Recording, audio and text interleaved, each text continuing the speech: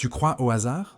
Alors tout ce qui t'arrive n'est plus ta faute. Tes échecs deviennent des coïncidences, tes réussites, des coups de chance.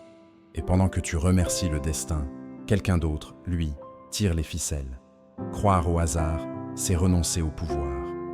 Avant de commencer, abonnez-vous, rejoignez l'art du pouvoir et entrez dans le cercle de ceux qui ne subissent plus le monde, mais le façonnent.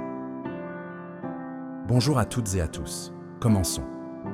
Aujourd'hui, tout le monde parle de chance. On dit « il a eu de la chance », mais rarement, il a su la provoquer.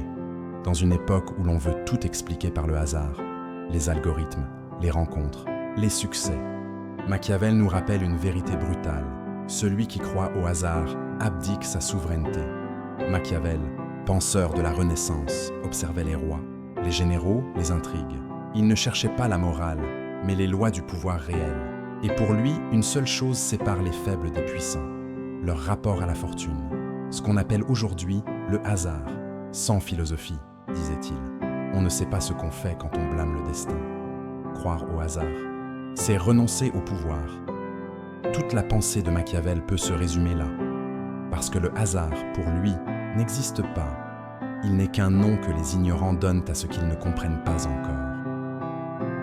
La fortune, c'est l'imprévisible, la tempête, le chaos du monde.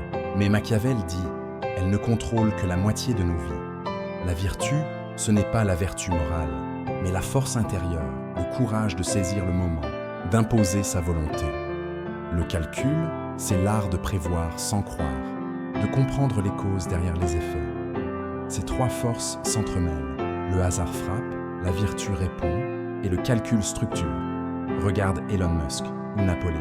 Tous deux ont affronté l'imprévisible, crise, échec, critique. Mais ils ont refusé d'appeler cela malchance. Ils y ont vu une fenêtre stratégique, pas un signe du destin. Leur pouvoir vient de là. Ils ne laissent jamais la fortune décider à leur place.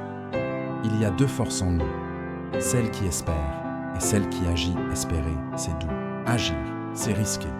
Mais le pouvoir ne récompense pas ceux qui espèrent.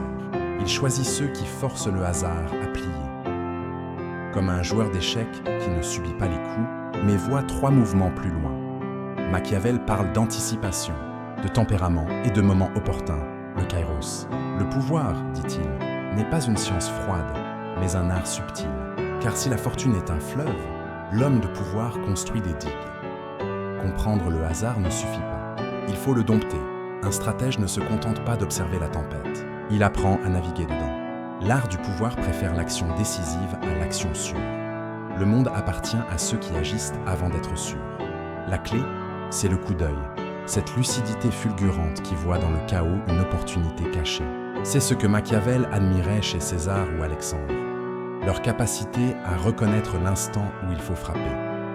Voir avant les autres, y agir quand les autres doutent. Le but n'est pas de tout contrôler, mais de ne jamais se laisser gouverner par l'imprévisible. Quand on croit trop au hasard, on devient spectateur. Quand on comprend la fortune, on devient acteur. Alors demande-toi, combien de fois as-tu dit « c'est le destin » pour ne pas admettre que tu avais peur d'agir? Machiavel te répondrait « le hasard n'existe que pour ceux qui dorment. Réveille-toi et prends le pouvoir, même face au hasard. La raison doit toujours finir par l'emporter. » Parole de philosophe.